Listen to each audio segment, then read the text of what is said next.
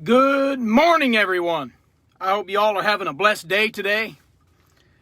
I'm in the dock waiting to get reloaded on this load, so I figured, well, heck, I got so many notes I've written down and about the Amish lifestyle growing up. Did, I think, 4 or 5 videos so far on that. But in between, I preach the Word of God. That's usually my favorite. I'm fascinated with the Bible because there's no church in the way, so I love seeing what God has to say. I'm fascinated with it. But on this video here, I'm going to talk more about the Kenton, Ohio Amish community. Because I was born and raised Amish in the Kenton, Ohio community, which is old order. I always say old order because they are stricter than most communities. They're all different. They all do their own rules. Good morning, Amy Weaver. And we seem to all experience something different when I talk to other ex-Amish of what their family did different than my family and what their community did different than my community. So I never really, until I started sharing the way of life in the Amish community there, I didn't realize how much I had to share. I just started taking notes of stuff that I think of and I'd write it down. And heck, I think this is like video number 5 already. But I'm going to start with this today. We were ornery little boogers growing up on the farm. You know, see, we get bored too sometimes. If Dad is out doing his thing, doing construction, and it might be a little slow season, we would get some ideas in our head. Not so good ideas sometimes. So we would make I guess I could call it a homemade go-kart. See, all the Amish have these little wagons that you can pull, with a handle on it. Ours didn't have no sides. It was like a flatbed or whatever you call it, no sides on it. So we would take this 5 horsepower, I believe it was, 5 horsepower engine that would pump the water out of the well. And we would take that engine off because it has a pulley on it, and then it has a belt that goes around that pulley, and it pumps the water. So we thought, well, heck, if it works that way on the pump, we can go hook it up to the wagon, and we can put this belt around the wheel of the wagon, you know, and then up to the pulley of the engine. That's like a homemade go-kart. Now, we first got this idea from our first cousins, Uncle Malin's boys, Henry. He was always the guy that would come up. He studied engines. He was fascinated with engines and mechanics, how it works. And they tried it out, and we heard what he said about his story, how he went down the road. So, well, we're going to try it too. So, you know, you can't do it with other Amish seeing you. Sometimes we do this stuff in the dark. So anyway, we would put this belt around there, around the engine and then around the wagon wheel. And we'd fire that engine up. A few times the belt would spin off right away, and it didn't work so well. But the one day I remember specifically, it was dark already in the evening. The moon was out. You could see pretty bright. Well, it worked. The belt didn't spin off so quick like it did like the first 4 or 5 tries. And so my brother Perry, he starts the engine. I'm sitting on the wagon, and I just have a handle. You know, ain't no steering wheel. It's just a handle. So you got to try to guide it by just a handle. And the belt didn't spin off, and now I'm like gaining speed because this is the back road on Sandusky Trail, whatever you call it. County Road 265, I think it was, behind my mom and dad's. So now I'm on blacktop, and this thing just starts taking off. And I mean, I'm rolling. If I had to guess, I probably hit, 30, 35 mile an hour. And I thought, oh boy, the belt didn't spin off. But I never thought 1 minute, never stopped and thought for 1 minute that if it does keep going, how would I stop? So I just kept on rolling, and I got some pretty good speed going on here. So I had to try to spin, make the belt come off by reaching back. But I got so much speed, I'm terrified at this point. It was fun, but it was also terrifying. Well, by the time I reached back and spun that belt off, there was a curve coming up. Our old neighbor's Roy Mans has a curve that went right around the curve, and I went off that curve. And it didn't feel so good. I took a couple tumbles. So anyway, I just wanted to share that to start out this video because we do get mischievous sometimes, and we come up with these little plans to do something crazy, and we don't think it through. It never crossed my mind, well, there's no brakes. How would I possibly even stop if the belt don't spin off? So anyway, that was fun. Doing crazy stuff like that. And, we would do stuff in the barn too, and swing from the ropes. In the barn when the hay and the straw was used up, where it was barely anything on the floor anymore. So we would swing, and we'd have a lot of fun doing stuff like that in the barn. You didn't have to worry about no. When I left the Amish, you have all these safety protocols. Every company I worked for, you got OSHA involved. You got all this safety. Oh, I had freedom in the Amish. There was no OSHA showing up saying, hey, you might not want to swing off that rope. You might fall 25, 30 feet to your death. I like when the Amish are just left alone. There's a lot I can share about the Amish. But now, I leave them alone, they leave me alone. And even though there's some things that I've shared that are just bizarre, they should probably give in on some things. But you know what? In all reality, why don't the health department, all the government, why don't they just leave them alone? They just want to be left alone. They just want to live their life. Because they don't bother nobody else, do they? No. So why should anybody bother them?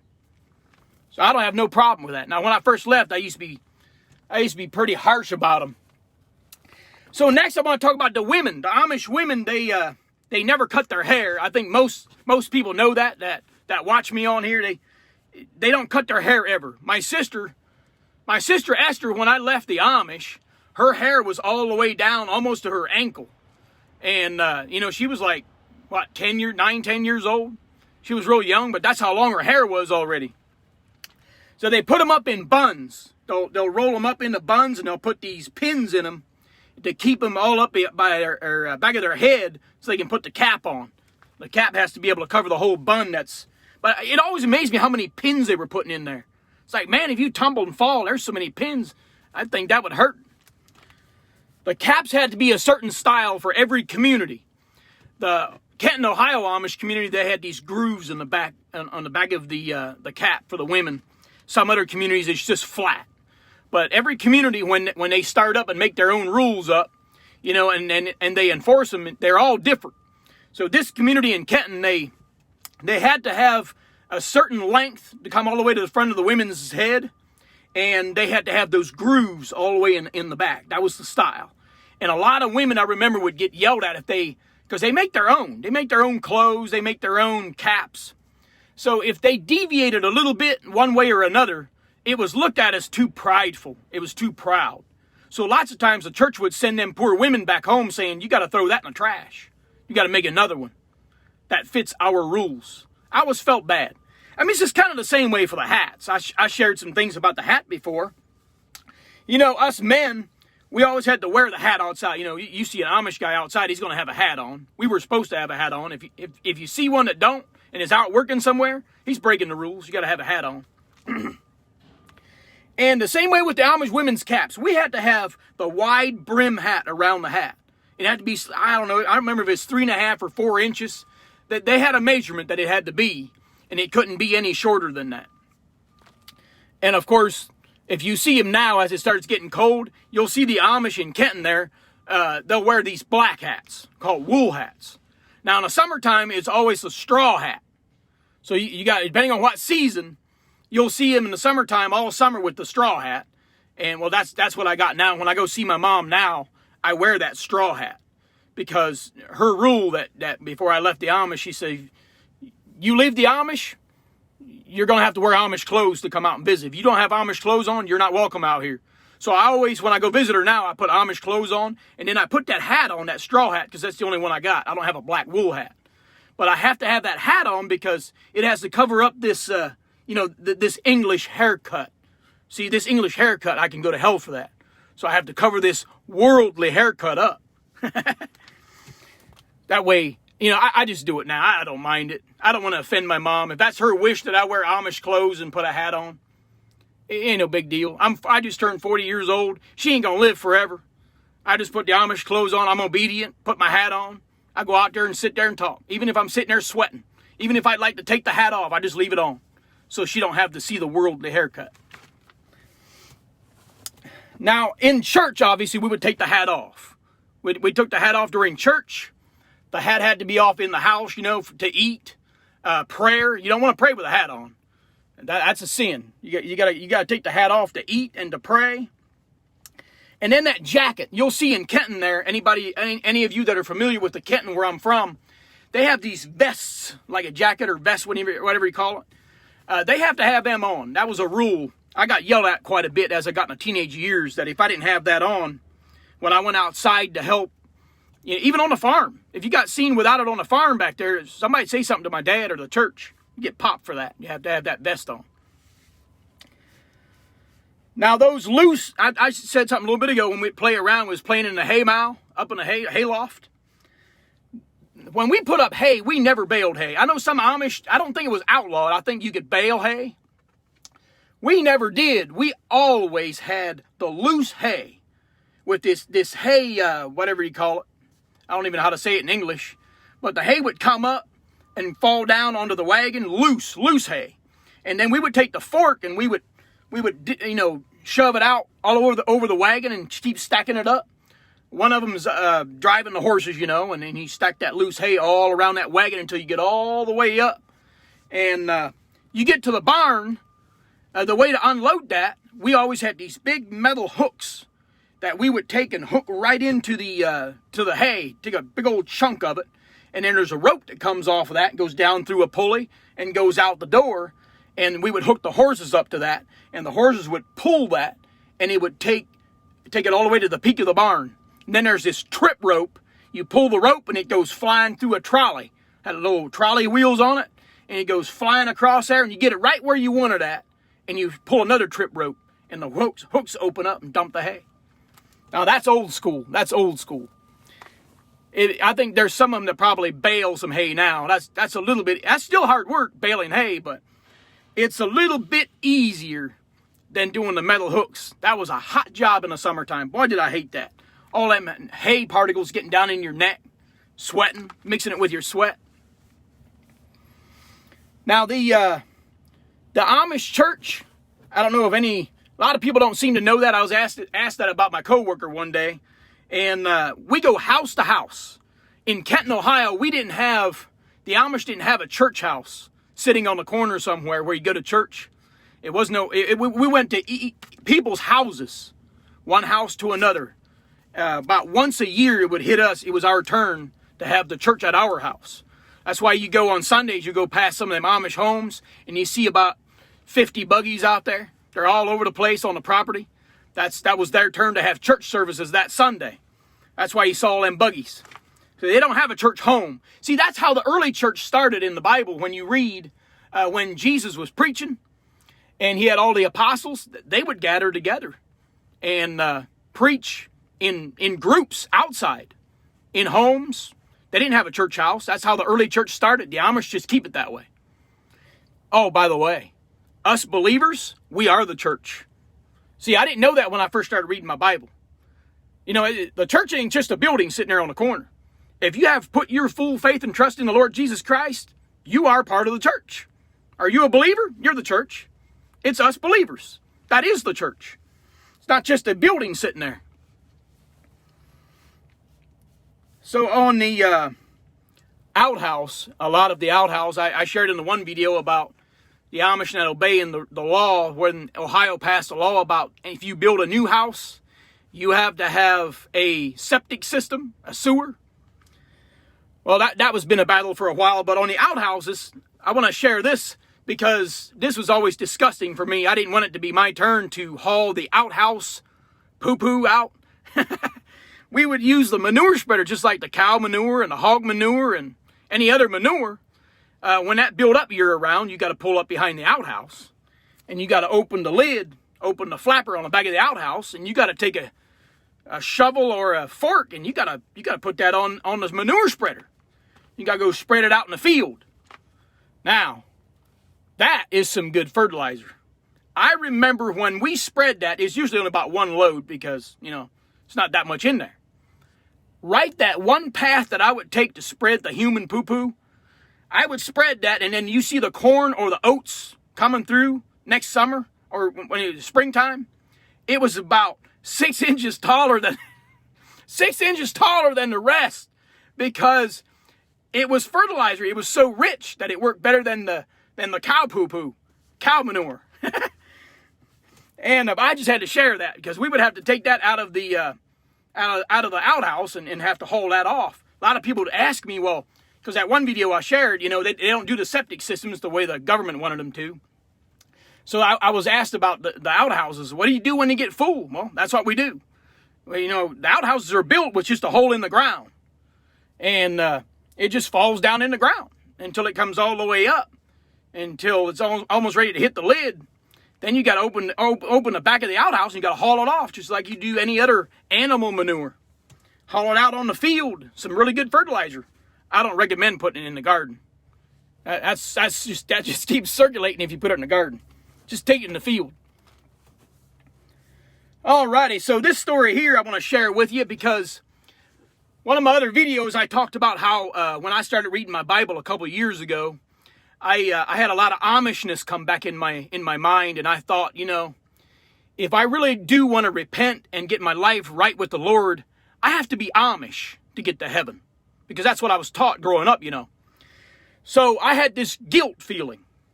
Well, I decided to go through some of my stuff, and I was getting ready. My lovely wife, Nikki, she says, well, whatever you want to do, whatever makes you happy, we'll just go Amish if that's what you want to do. She was going to go along with it. Bless her heart. Well, I read my Bible and found out, that you can have a relationship with the Lord Jesus Christ without the Amish church and still go to heaven and be saved. Jesus died for our sins. You don't need the Amish church, the rules and traditions to follow to get you to heaven. And I found out the truth, but check this out. I want to share this with you. When I had those feelings that if I want to get to heaven and please God, I had to be Amish, I went and talked to my mom. And I talked to my mom that, I'm having some feelings of coming back, and kind of give her a heads up and knowing what I need to do to come back and where I might live at and all that stuff. So I had a couple meetings with her.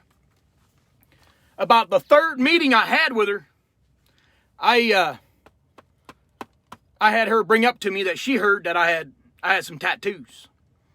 I said, yeah, Mom, I got 3 tattoos.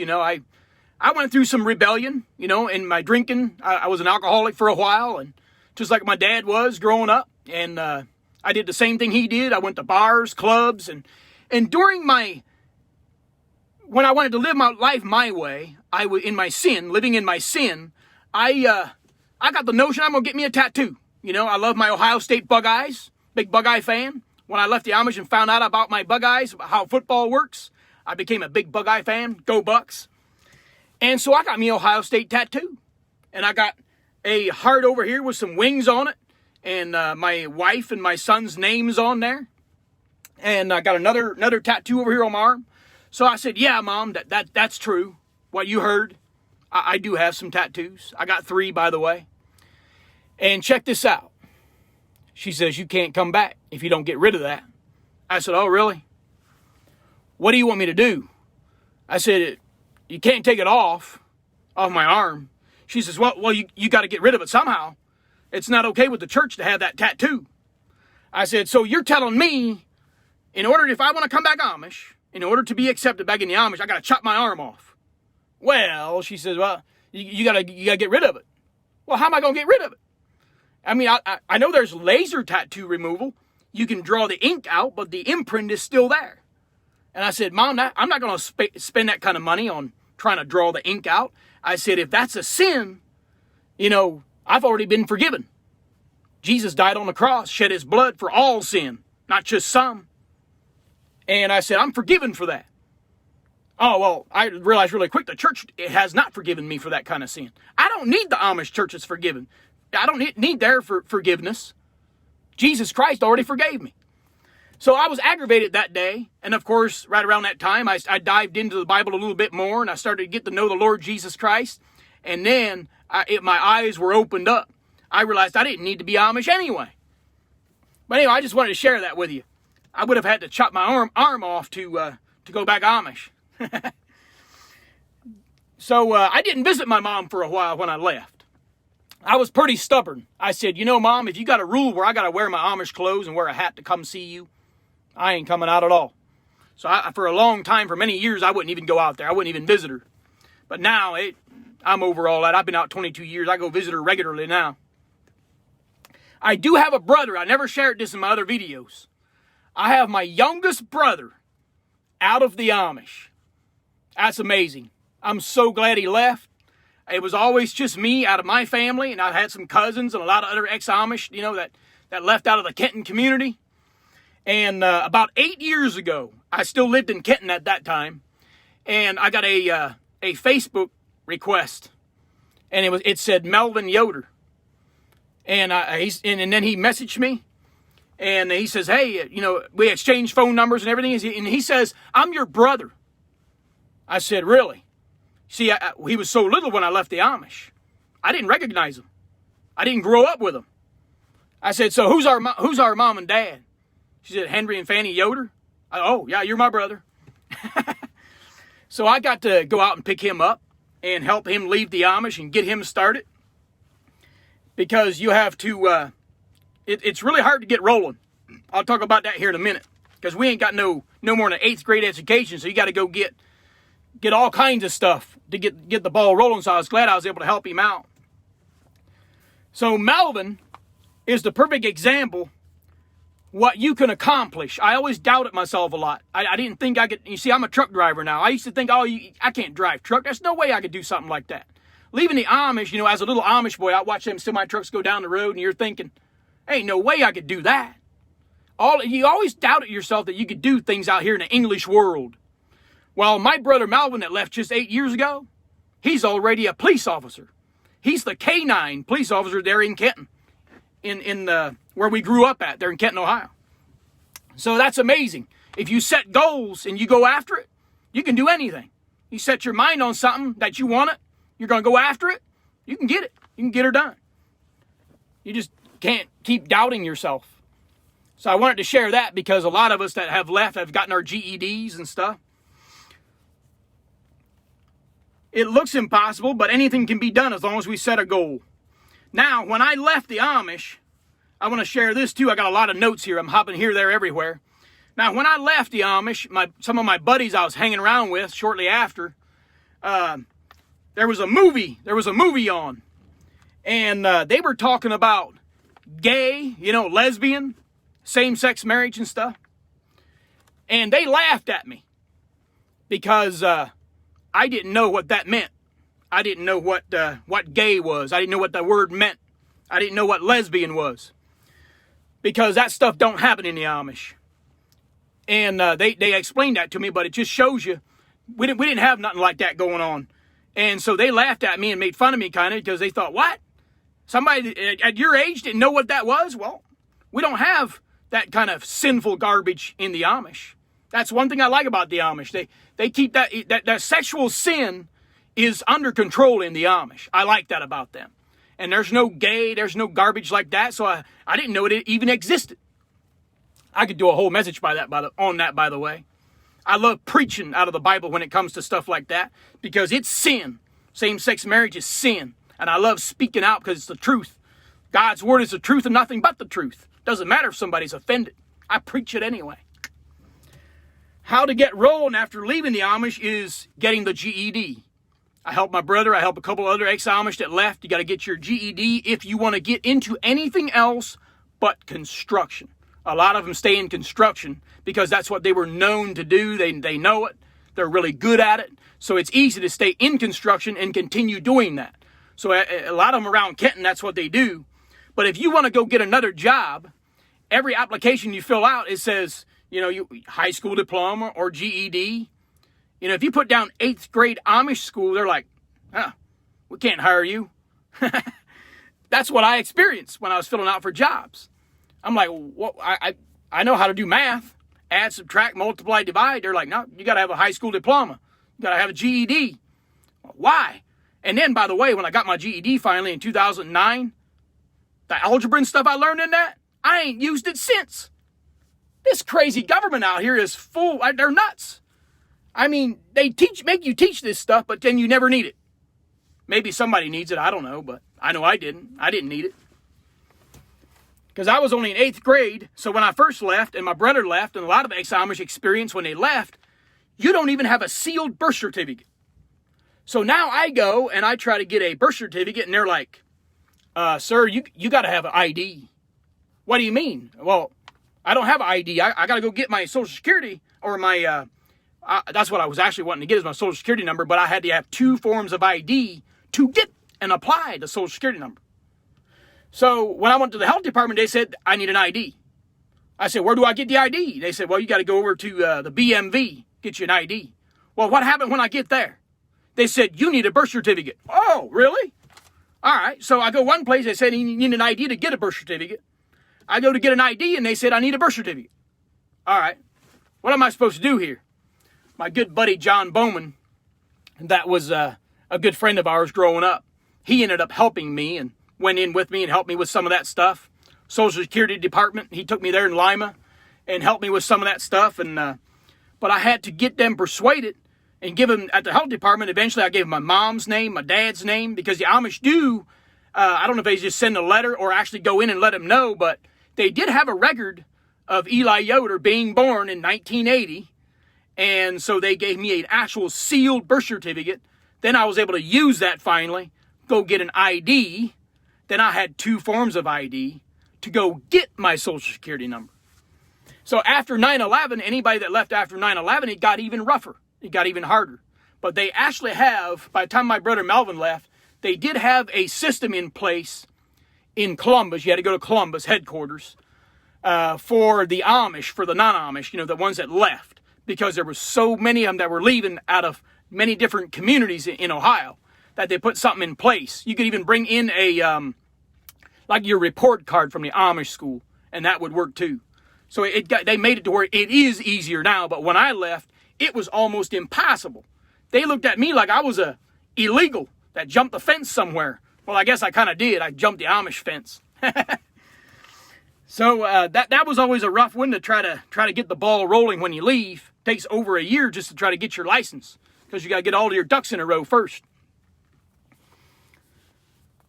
There's a guy named Joe Kime over in Holmes County, good friend of mine, good Christian man. He helps a lot of the Amish that leave, and he has what's called Mission to Amish People. And if you happen to know anybody around Kenton, some of you drive the Amish around, if you know anybody that wants to leave, get a hold of me and I'll get a hold of him. We can help them get out, especially the women. He helps a lot of women leave from different Amish communities and rescues them because, see, a lot of people don't know this. The Amish don't talk about this, but there's abuse going on in the Amish community, in the Amish homes. Happens everywhere. Happens all over the place. And there's a couple of different things I'm added on Facebook with where they rescue some of the Amish women that are being abused, being dragged through the mud. So if you know anybody, get a hold of me.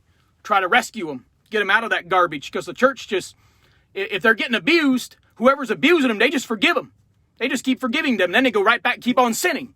Keep doing what they're doing. There's no consequences. There's no consequences like going to jail or go to prison. So they just do their own thing. They just forgive them. I had I'm going to wrap it up with this. I'll do another video again tomorrow. I got so much written down. I'm going to share this. Some of you probably know, they don't live in Kenton no more, but some of you probably got to know Sammy and Mabel Bontrager. Sammy Bontrager. They adopted a little girl the same year that I left the Amish in 1998. When they adopted this little girl out of California, she was a black girl. All right, she was black, half black. She wasn't, she was mixed. She was mixed, African American, and so she growed up in the Amish, and she was the only black girl in the Kenton, Ohio Amish community. Now you could about imagine there's a lot of bullying going on already. Well, she got bullied. She got basically slandered and mocked, and like when you're different, that happens in the Amish. It happens just like any other school out here when you have bullies and people that make fun of you and mock you. Well, she went through some pretty rough stuff, and I found out through my brother Melvin after he left that she was wanting to get out of there, and I wanted to help her leave. I felt bad for her. So I went all the way to Michigan, because they moved from Kenton, Ohio up to Michigan. And I went and picked her up and got her out of there. And I hooked her up with this Joe Kime I just mentioned. And because he specializes in that, he's got like apartments and stuff set up. and he helps Amish women out that want to leave, because it really is much harder for an Amish woman, an Amish girl, to leave the Amish. It really is. They just kind of, I mean, it seems like they're always in the house. They're always cooking, cleaning, canning, making clothes, because the clothes are homemade. And they just don't really get out there to really get to know somebody, to maybe talk to them. Hey, I'd like to sneak out of the Amish. Can I arrange something to come pick me up? They just don't really have those resources there to get out. It's almost impossible, especially in the old order community. There's a few of them that's left out of Kenton, but only a few. There's probably 10 times more men that left out of the Kenton than there's women. They have no way out. So I hooked my cousin Mabel up with that Joe Kime to help her out, get her feet on the ground, got her a job, got her a GED, got her a birth certificate, all that kind of stuff to get her rolling out here in the English world so that she can get going. And that was really nice. I like to see that there's programs like that to help somebody out that wants to leave, because at that time I was working, my wife was working, we had no room really in our house. We had no resources to really help her. We'd be gone all day working, and she'd be sitting there bored by herself. She got bored really fast. So anyway, that's what I had to share for you today. I'll do another video next time because I got some more notes there. But that's what I got for you today about my upbringing, about the Kenton, Ohio Amish community. And you all have a blessed day today. See ya.